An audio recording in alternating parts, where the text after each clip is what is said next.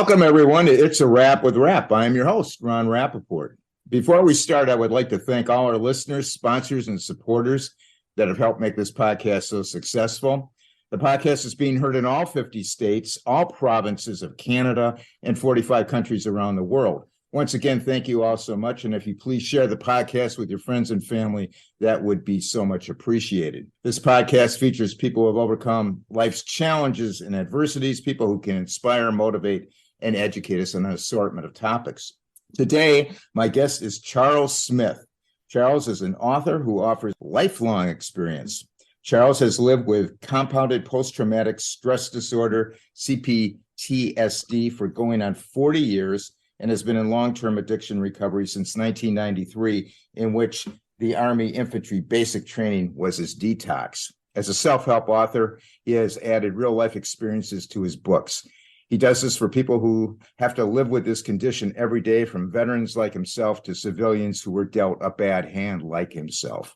Charles has an amazing life story to tell. He is not only an author, Army infantry veteran, he is a certified peer support specialist with a vast knowledge of compounded post-traumatic stress disorder, has addiction recovery and practical awareness through his own life experiences, and in a working professional capacity through his own research, and has a degree in human services. Charles is here to tell his story to inspire others and show them no matter how bad life gets, if you keep pushing, fight hard, and refuse to be put down, then you can rise above and have a good life, no matter what cards you are dealt with. Welcome, Charles, to the podcast. Hey, Ron, it's great to be here. Thank you very much for inviting me.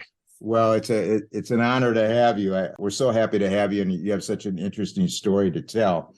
Now, I read your life story, and it's amazing what you have overcome. So let's start at the beginning. Tell us about your early years up to age 11 and growing up as an orphan. I was born in a town called Millbury, Mass, and I was brought up there the first couple of years of my life, and then my father lost everything. He had multiple nursing homes. He had land all around the Worcester County, and everything went up in smoke. Not literally, but figuratively. Yeah. And and then after that, my grandfather had to build a duplex like overnight for us to live in because he even lost his house. Wow. Yeah. Now, how old were you? You were about maybe 3 years old when that happened? 3 or 4, maybe. Yeah. Okay. Yeah. And as a matter of fact, if I could look out this wall right here, I would see the duplex that I lived in as a child. Oh. Yeah. Then at 6 years old, my mother passed away of drugs and alcohol. She began mixing them, and I guess she mixed the wrong stuff one night, and that was it. Yeah. And then after that, my father brought us out to different places like Texas and Arizona, all around, just moving us everywhere. I actually stayed back in second grade because we moved so much. I wasn't in one school long enough to graduate to third grade. Do you have any idea why from Massachusetts you went all the way out to like Arizona? I guess you were from what I understand, you were on a Navajo reservation. Yeah, that I really don't know why he wanted to move around everywhere. I know Probably. my mother's family kind of blamed him for the loss Yeah. because So you probably just wanted to get out of that area. yeah. But the Navajo reservation was interesting. My father was a chef, and he was hired as a chef at one of the colleges out on the Navajo reservation in near like Phoenix, Arizona. Uh-huh. Yeah. And we were housed out there while he worked out there, and that was difficult because I was the token white child. Yeah, I can imagine. Yeah. Yeah. How were you treated? Was that hard on you? No, when let me back up. When you went out Hmm. there, did you have any siblings going with you? I had one older sister, 2 years older. Okay, so Yeah, she was with you. Okay, yeah, yep, yep. So it was me, my sister, and my dad. And yeah, I had a difficult time. My sister really didn't have a difficult time, but I did. For some reason, the school kids, they don't like me being on the reservation. yeah. And yeah, Well, so that's got to be hard when you're that young too. yeah, yeah. They actually there's a folklore out there about skinwalkers. It's a mythological creature that they say can run up to like 60 miles an hour, wears the skins of its victims on its back. They made me believe that the thing was coming after me. Oh my God, Yep, yep, yeah, that's got to be traumatic. yeah. And then one time, I guess they wanted me to become part of their like brotherhood, and I was forced to be a blood brother. Let I, me guess. Let me guess about that. I can only imagine. yeah, yep, yep. I was I was in a house with other kids, and all of a sudden somebody held me down, and I had to cut. They cut my hand, and I had to shake hands with another with a Navajo, and when I did that, our blood exchanged. I don't even know my blood brother's name, to be honest with you. Yeah, wow. I kind of wish I did now. I think it Yeah, would be interesting. there's something in common. Yeah, yeah, yeah. Now, take us through your life journey from age 11 up to when you joined the military. What was going on then as a young adult? What was going on? Well, when I was 11, my father passed away, and then we were brought back here to Massachusetts, to Worcester. And I lived with my aunt and uncle, and my grandparents next door were my legal guardians.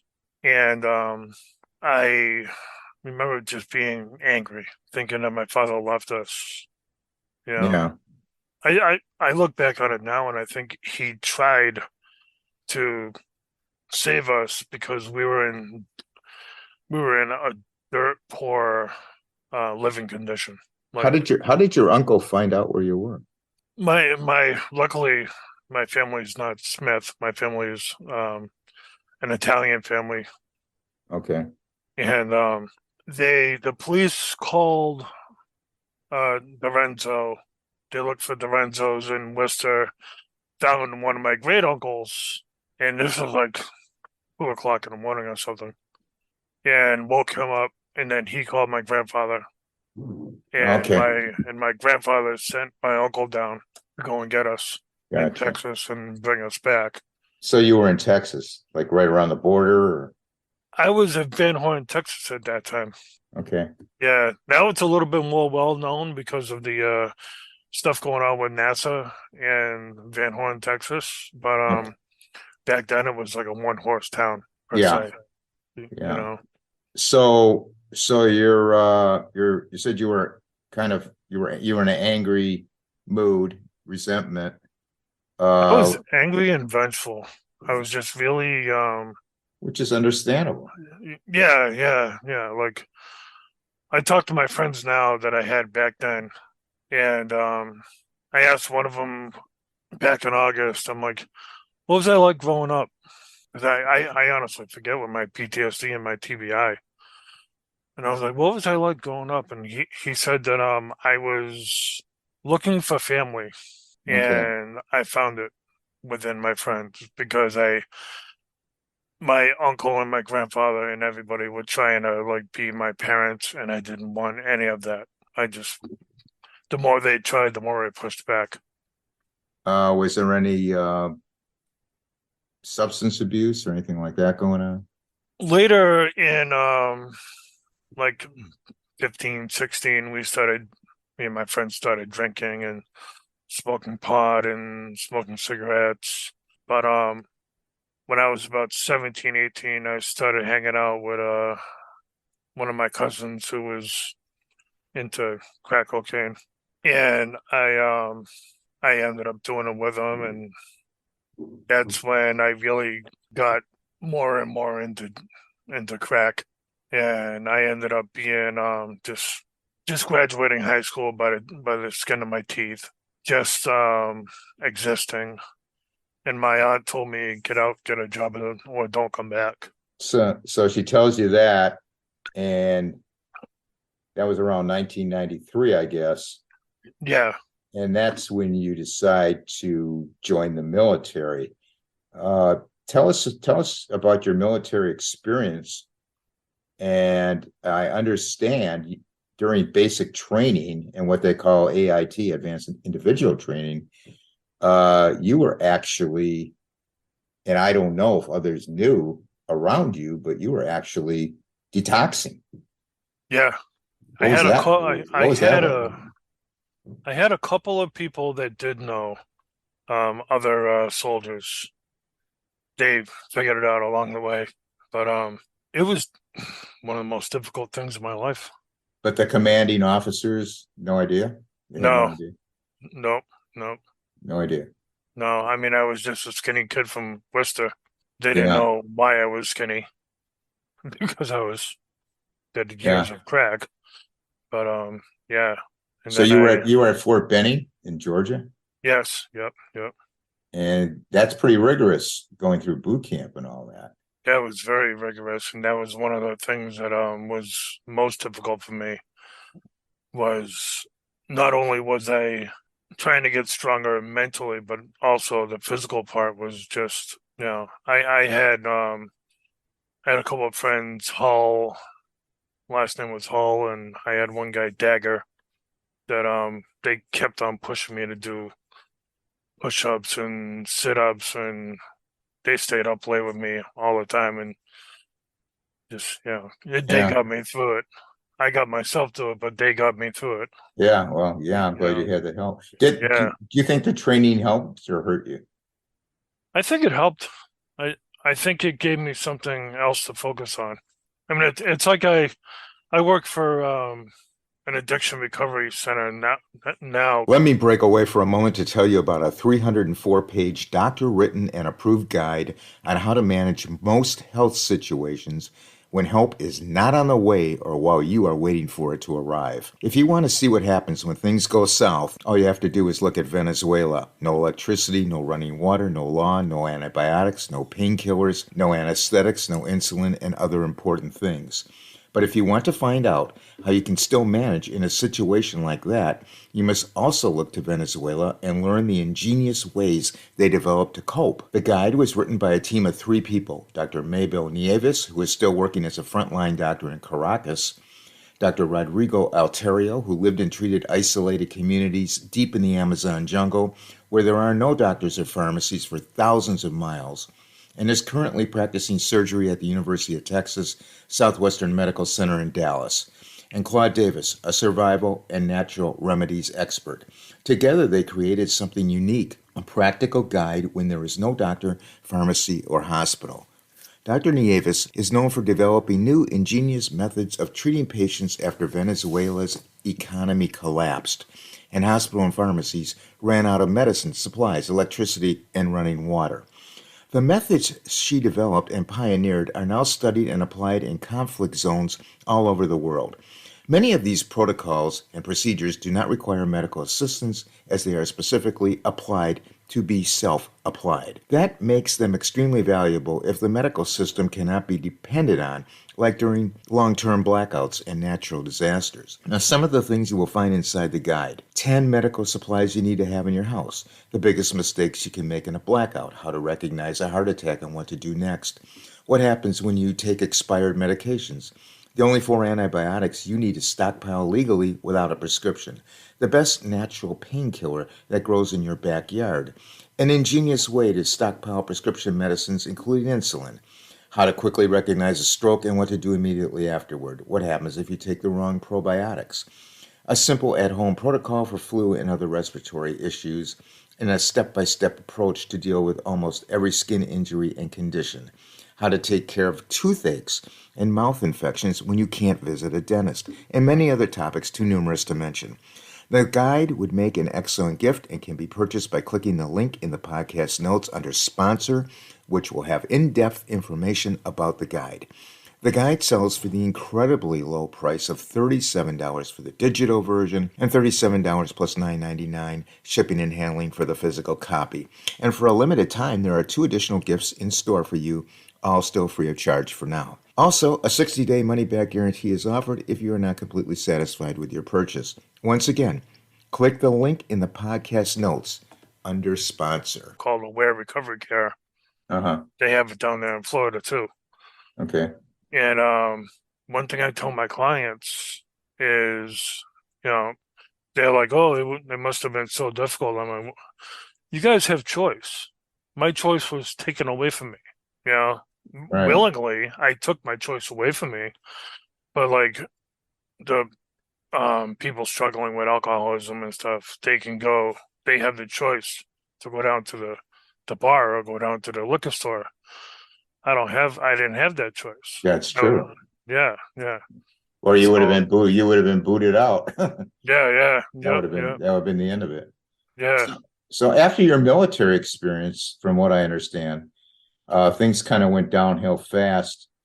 Tell us about that. I know there was a couple of losses going on in the family of yours, and I know there was some incidents of carving. You could tell us about that, and of course depression, and then there was actual suicide attempts. So yeah, can you talk about that a little?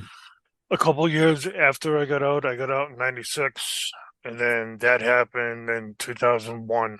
My grandfather and my uncle both died a month apart from cancer. And that was like losing my father twice all over again.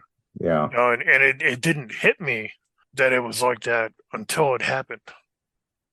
Because I spent so much time like pushing back and stuff that when they died, it was like, now you lost your chance.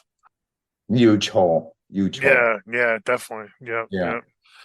And that put me in a really dark depression. And I began carving on myself a razor. Thankfully, it was a razor because it didn't leave any big scars on me. But just to feel something other than what I was feeling, to stop that aching in my heart. A lot of pain. Yeah, a tremendous amount of pain. And I'm often asked, why didn't I go back to drinking, drugging, or even smoking pot? And I don't have an answer. I just didn't. So you would say that that was probably your rock bottom. Yeah, definitely. Yeah. And that's when I decided to just end it one night. I carved the words "FU world," spelled out F. Yeah. FU world in my arm. Yeah. And took a bottle of sleeping pills and went to sleep. Really? Wow. Yeah. And then a couple hours later, my friends came home and they found me. And because I was living with friends at the time. And they came home and they found me and they rushed me, or they called the paramedics. And the paramedics sent an ambulance, and then I was in a hospital, UMass hospital in Worcester, and that's when they pumped my stomach and everything, and I stayed I think I stayed a couple of days there, and then they sent me to a psych ward in Brockton. It was a VA psych ward in Brockton, and after that, after spending about I'd say a week there, they sent me to a place called Court Street Shelter in Boston, which was actually full. So at that time, I went out. They said, "Hey, there's no place for you," and just like that, no place to sleep, and you're out of here. Is that it? Yeah, pretty much. Yeah. Wow, it's no way to treat a veteran. And by the way, thank you for your service. You are welcome. And no, it's not. Yeah, like there's a couple of shelters around that you can sleep in, but I stayed one night in one and I had to smuggle a knife in and I slept with it underneath my pillow because of the stories that I heard. Wow. People being robbed and molested and all kinds of So crap. there's really no supervision in these places to speak of. There is, but these when you have like 50 to 100 people, not Right. just veterans, but civilians and veterans alike, and you maybe have a handful of staff, Yeah. you really can't keep an eye on everything. Right. Right. Yeah, So from there, you're like you're homeless on the streets of Boston. yeah, And yeah. and we've done some podcasts with our friends out in Los Angeles on the homeless in past broadcasts. Uh, but for those who are listening to this and don't even have, we all see homeless people, but tell us what is that life like, and how long were you on those streets? I was on the streets for, I honestly forget, I think about a month or two. I think the time was really a blur, Yeah, but I remember like showers were out of the question. You stayed wherever you could to get shelter. There's homeless encampments all around Boston. Like even in Worcester, there's like 200 different homeless encampments. And and what year was this was happening? this was 2001. It was right before, no, it was right after, 9/11. yeah, right after 9/11. Yeah. Okay. Yeah, and I would stay in different homeless encampments. I would stay in like ATM booths. You know, you have your ATM card Yeah. and you get into the Oh room. yeah. I Right. would stay in one of those if it was raining, you know. Um, you would learn when people in restaurants would leave food out and get food that way. You would there was like places that you can get food, like soup kitchens and whatnot. Well, let me ask you a question. Being a Mm. veteran, didn't you have some money coming in from the VA? Not right away, no. No. No, no. So you're I pretty need much I you're destitute out there? Yeah, yeah. I mean, I had like a $500 limit on my credit card, which was gone in the first couple of weeks.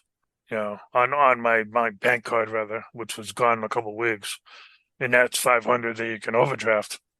So then after that, I didn't have any more money except for, and I really didn't panhandle Yeah. because I've always had a problem asking people for stuff. Yeah. Yeah. So So you kind of just had to fend for yourself. yeah, yep, yep. And it's a couple of months. Yeah, and then And I went back to uh Court Street Shelter eventually, and they did put me up. okay.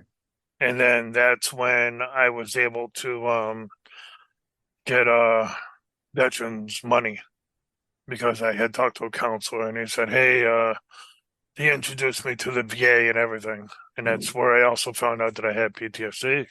But yeah, they got me non-service connected, which was like $1,000 a month with the VA. So what's interesting is you learn about all this while you're on the streets, but what was any of this told to you before you were discharged? No, Really? and I didn't even really know about the VA. I mean, even though I was in the Brockton VA, Yeah. I was so out of it. I didn't even know that So I was in the VA. nobody took the extra step and said, "Hey, when Charles feels better, we're going to take him aside and teach him what's going on with the VA." Right. Nobody really did that. No, You no. can you fell between the cracks, Yeah. so to speak. Okay. Yep. Yep. Uh, so what are your thoughts on the current homeless situation of our veterans, and what do you think can be done to stem the tide of our vets, especially the vets that have and we'll get into this, the compounded PTSD. Uh, What are your thoughts on that? I think a lot of homeless in general, how do I say this? In my experience, the homeless shelters would fill up in the wintertime and they would clear out in the summertime. And a lot of that has to do with addiction. Okay. And when I say that, I don't mean that every homeless person is an addict Right. because they're not. Right. People get homeless for all kinds of different reasons. Sure. So I don't want that stigma going. But for veterans, like I was talking to one guy in England uh last week or the week before, and he was saying how when a veteran in England is affected by PTSD on the battlefield or in the military, then they um they work on it right there, right then and there. A lot of us, we fall through the cracks, as you said, Yeah. with the PTSD. I think that is one of the major things that we need to work on is getting these veterans help as soon as possible. Right. If And you're in a firefight, yeah, yeah. And probably early diagnosis, I'm assuming. yeah, definitely, yeah, Yeah. yeah. Like have like I know it's wartime and whatever, but have like a sit down with each soldier after a battle. Yeah. Say, hey, how do you think this affected you? And let them know that it's okay to reach out. Right. That it's okay if you're being ill affected. So Because do you think there's a stigma with some of with the men? You I know, think a they don't want to lot come forward. I think a lot of people are like it's not manly Yeah. to come forward. Not a macho thing. Yeah. And No. it's really sad because if you get the help, then like I did, like the life you live is just Yeah. phenomenal afterwards. Things are going to You open know, up. yeah, exactly. Yep. Charles, tell us how you were diagnosed with PTSD and tell our audience the difference between PTSD and what we call compounded PTSD or abbreviated CPTSD. Yeah. Um, I was diagnosed when I first went to the VA. They asked me my history, and I told them, and my psych doctor was like, "You've had PTSD since you were." I would bet that you've had PTSD since you were 6 years old Yeah, when your mother passed away. sure. And that was just phenomenal because I um I was undiagnosed for all that time. I was in my Yeah, 30s. Yeah. yeah. So So you're that's like talking, 20 plus years that I was yeah, undiagnosed. right. Yeah. Yeah.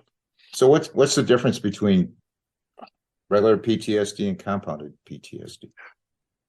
PTSD is if you're affected by one or maybe two triggers.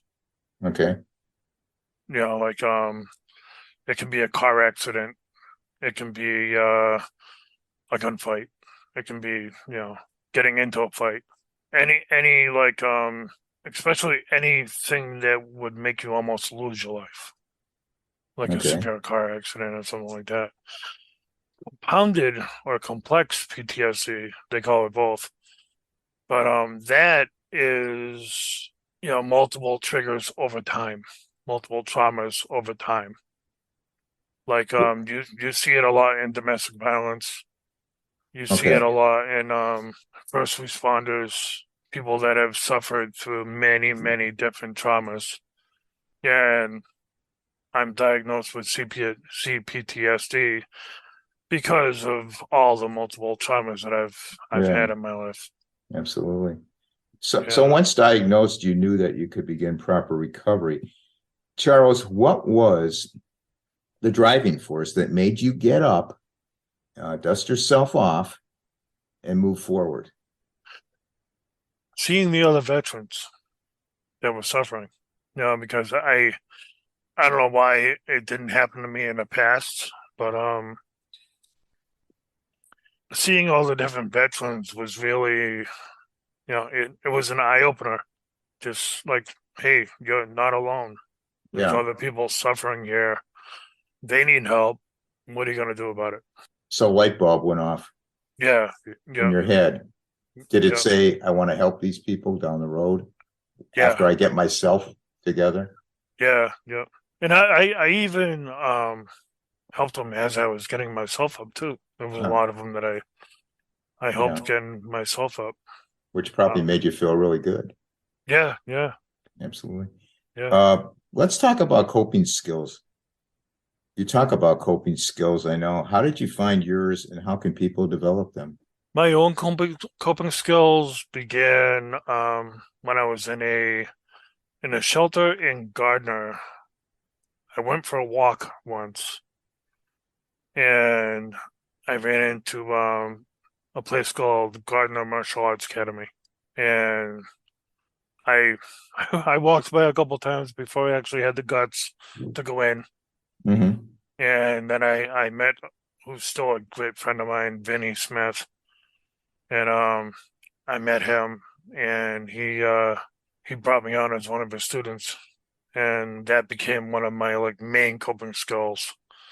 And then after time, I got into meditation, I got into yoga, boxing, and some other active coping skills. You have to find your own coping skills. Like I can't tell you that meditation is going to work for you. Right. I can't tell you yoga or anything else is going to work for you. The way that you find them is something that makes you happy, Okay. something that has a positive impact on you. You So know, for people out there, it could be gardening, right? yeah, oh yeah, definitely. Yep, yep, Okay. Something like that. yeah, yep, Or exercise, right? yeah, definitely. Yep. Okay. Walking. I go. We have a place called Purgatory Chasm here, and I go for walks over there like twice a week. Just out in the wilderness. It's like a lot of different rock formations and stuff that you can climb on, and so Yeah. yeah. But So yeah, there's negative coping skills and positive coping skills. A negative, what would be a negative one? like drugs, Oh, alcohol. oh, okay. Gotcha. Gotcha. Yeah, yeah, yeah. You don't want Something to that, get, yeah. yeah, something that has a negative effect on you. So you want to stay away from those. You just Yeah. want to find the positive coping skills. Now, one of your attributes is being a certified peer support specialist. What is it? What is a certified peer support specialist? A certified peer support specialist is I am certified to work with people in mental health, like Okay. with coping skills, helping them develop coping skills, helping them acclimate into the community, that sort of thing. I've done a lot of that in my past. And that transfers over now to Aware Recovery Care, where I'm a recovery coach. So it's kind of like the same thing. And the funny thing about my CPS certificate is I did that just so people would take me more seriously Well, because yeah, I was going to ask you, they must take you seriously because if you're like say an addict that's having problems and you need help and you come along, I mm, mean, all you got to do is tell them your story, and I'm sure they can relate to you. no, yeah, It's not like you're coming out of college with who's never had a taken a drug in their life or something. I mean, you're the real deal. You've been right, through it. right, So right. I'm sure you must get a ton of respect for what you're doing from these. In the people in recovery and stuff like that, I get a ton of respect. Yeah. But people look for people that have like businesses and whatnot. They look for people. Oh, do you have any degrees? Yeah, life. Yeah, exactly. Do you have any degrees on paper? And now I can say, yeah, I graduated top of my class in human services for your associate's degree. I am a recovery coach, and I also have various other certificates too. Yeah. And I did all that just to shut those people up. Yeah, that was smart of you. That was definitely definitely smart of you. Curious, how do you get people? What's your philosophy on getting them to stop addicting habits? One is developing positive habits, developing new habits. Um, Another one is, if you're battling alcoholism, stay out of the bars, stay out of the liquor stores, Yeah, that sort of thing. I teach my clients, a lot about mindfulness. mindfulness. Okay. Yeah, yeah, because a lot of them, they're stuck in the past. Like, oh, I heard this one with my alcoholism, and this one hates me because of this, and they just dwell on that. So I try to help them to focus more on the here and now and the future, because we've all made mistakes, we've all burnt bridges along the way, Yeah, but the people that are gonna forgive you are gonna forgive you, and the ones that don't are not, and that's the bottom line. and you just gotta accept it and move on. Yeah, yep, acceptance. So you're now an author of several self-help books. Tell us about your books and where they can be found. I know your self-protection book was your first book, I believe. Then you did a book on PTSD, and then you did another book on positive thinking and one on addiction recovery, if I have it correct. So can you Yep, tell us a little bit about that, where you can they can find all them? be found on lifelongexperience.net. Okay, that's your website. Yes, yep, yep. And yeah, I have one on self protection, which also has information on surviving an active shooter event. And I teach people, I don't teach them to fight, I teach them to use their heads, Okay. to think your way out of a situation instead of fighting your way out. Because there's a lot of seminars out there that teach people, like, hand to hand. Like, come to this 1 hour class of hand to hand and you'll be able to protect yourself on the streets. No, that's not how it works. Yeah. It For me to use a technique effectively in a hostile situation where my adrenaline is pumping and there's stuff going at my face, Right. you have to train for 90 hours on one technique in order to use it like that without even thinking about it. You 90 know? hours. That's a lot. Yeah, yep, yep. Approximately, give or take. But you have to train in, you know, something for a long time, not just a 1 hour seminar. Right. And so I teach people, like, different techniques, such as if you're if you're thinking you're being followed in a car, where's the first place you should go? I would think a police station, maybe. Exactly. Yep, yep, Okay. yep. Um, So you're telling them how to use your head and not panic, but use yeah, common exactly. sense to get out of these situations. Yep, yep, yep. And I worked as a private investigator for a time, and people like drones a lot, especially in the morning. Like, if I wanted to follow someone that I thought was cheating on their husband or their wife or something like that, I wouldn't wait outside their house and follow them. No. Yeah. I would wait at their Dunkin' Donuts, or I would wait a couple streets down where I know they're gonna pass, and then I would follow them, because people go the same way every day, you know. Creatures of habit. Yeah, yeah, definitely. Yeah. Yep. Can you give our audience and I don't want you to give away all your stuff, but Maybe just a couple self-protection tips.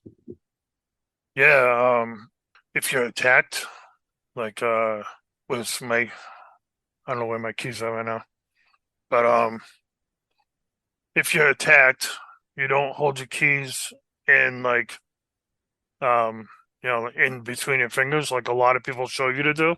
Yeah, You want to hold your biggest key like a knife and use it yeah, just like a knife. like jab. Yeah, jab, slash, even slash to the face or whatever. Okay, If someone is attacking you, scratch them, get DNA underneath your fingernails. So if smart. the worst does happen, they can, you know, find who the killer is. Yeah, Yeah. If you're being followed on, like walking on the streets and being followed, act like you're on your phone, even if you're not on your phone, or call somebody.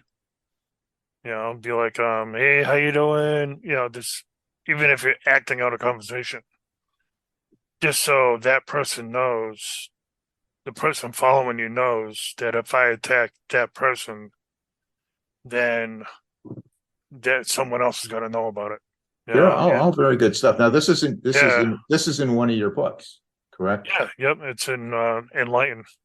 Okay. Yep, So, yep, so all these books can be obtained on lifelongexperience.net, which is Charles's website. yep. Uh, and I'll have that in the podcast notes. So if you can't Okay. remember it, it'll be listed in the podcast notes. Could you please give our audience some parting words for people out there? Yeah, there's one thing that I always tell at the end of a podcast. Um, my suicide attempt was 20 years ago. My son is 10. You do the math.